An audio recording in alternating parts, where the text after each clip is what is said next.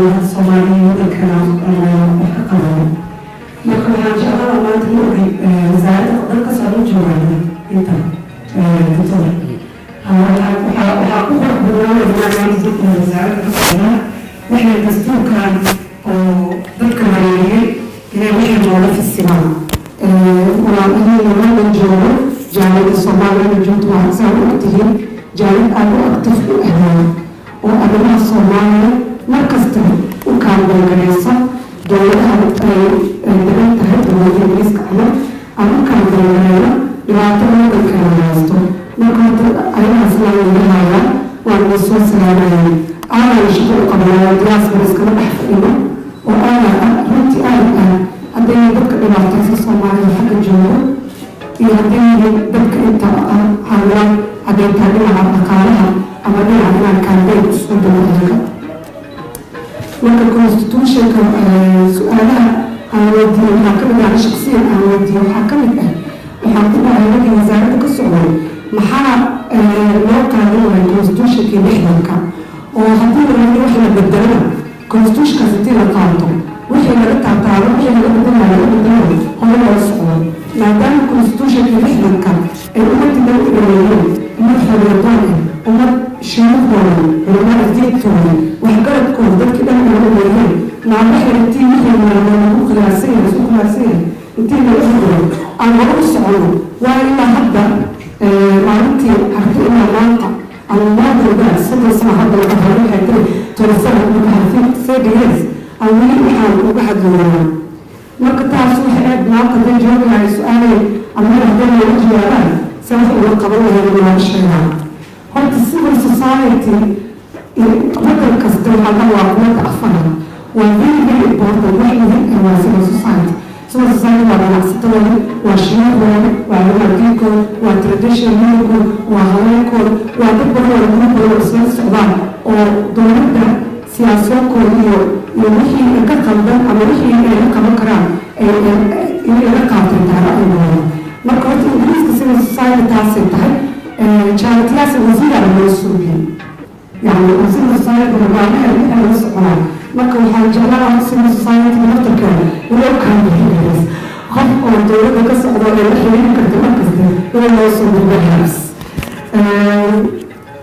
waxaan kaloo lahaa horta maanta waxaan ku fadhisanaa traditional international wayta joogaan sheekha iyo tuugan joogan aan very ku ahay happy traditional leader waxaan ku dhahay aqalka sare أقل عمل أنا بعرف أن كان جون 2016 وأنا كان بيجري لي وضعي بعطيه الأقل واحد كلام كان بيجري كان تنبيش ليدا في أقل وصوله ما دام أيدي وراشي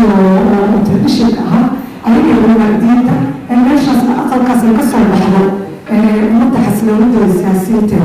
marka waxaan leeyahay civil society lagu kaalmeeyo xataa in television leaderkii sidii ayaga naftarkooda hadhowtii afar sano ka dhacay shan sano ka dhacay yaa nin walba loo tegi lahaa ayaga inay haaraan qof guri ama gurti ay ka soo saari karaan siyaasada iyo wixii ummadda dal u ah sida hadda la hargeysa soo saaranayo soomaa yaa marka meelii taasna inay xameeyo doorka ganacsatada waa door muhiim ayagu waxay ka mid yihiin civil society-na maanta ma ogi hadday ganacsato joogto doorkooda waa door muhiim ah anigu waxaa naga socotay martiyaa naga socotay garowa markaan tagnay waddankaan fiiliyay ayagana aaday noo soo dhawey karaa laha siiyo reer muqdishada sidoo kale marka laakiin marka anaga hadlayno markasta waxaa la dhahaa soomaali waxaana ka dhigay soomaha horta soomaali ana kaabe marka waddanka anakaas kale adiga waddanka igama xigta anakaa la xigo marka horta ownership wax la dhahaayo horta inaan waddanka leenahay inaan qaranina waddanka leenahay hadduu waddanka baaba'ana waa la baabi'aynaa ingiriis aan joogno meel kasta aan joogno hadduu waddanka xasiloono waa la xasiloonaa horta mas-uuliyadaas qof kasta haween rag cumaadiin ilmaya kulli mas-uuliyadaas intii naga saaran waa diinta islaamka sheekaynaa naga badiyeen diinta islaamka horta wax oo negative ah ما أقول قفك مسلم هذه بوزيتيف مركز بوزيتيف هناك هذا الموضوع إن شاء الله تعالى سوماليا ما يروح يتجسد ما هو يتجسد بإذن واحد أحد meel weyn ay tegaysaa dhibaatada waa laga baxaa ilaahay subxaana watacaala uu imtixaamaa imtixaanka ka soo baxeenu arkaan marka insha allahu tacaala dhibtan waa ka baxeynaa mar dhow wadamaha laga xasma waa noqonaynaa waxaa inta badan inoo sheegay waxaa barnaamijinteena barnaamijyada waa mituunaaye jimooyinkii khudbada dheer khudbada badiya wacdiga badiya diinta fasira jajaliya ummadda jajaliya ummadda diinta qof kasta jaamacad asar kama soo bixine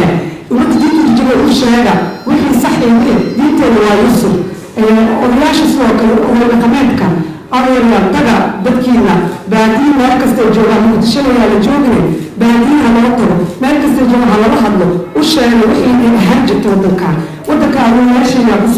kusoo dhintay wadankaa odayaashayaa lagu soo duuray ayagaa xoreyna usoo dagaagtamay aniga cabdiqaasim keliyaha ma aha ayaa odayaashooda wadankaa usoo dagaagtamay SYL ay ka mid ahaayeen SYL adoogooda aniga hooya dhalay SYL ninka tigidka ka bixin lahaa sida xeronimada u daranto New York uga daranto marka dadkeenu waa soo tacboonay anakan hadda inaan tacboono waayo marka waxaan idhahay waa mahadsantiin marbafu warkaas uguhaysiin anagana xaggaan ka wadnaa halganka insha allahu tacaala waa isku imaan doonaa khayr allah alasiin asalaamu calaykum waraxmatullahi wabarakaatu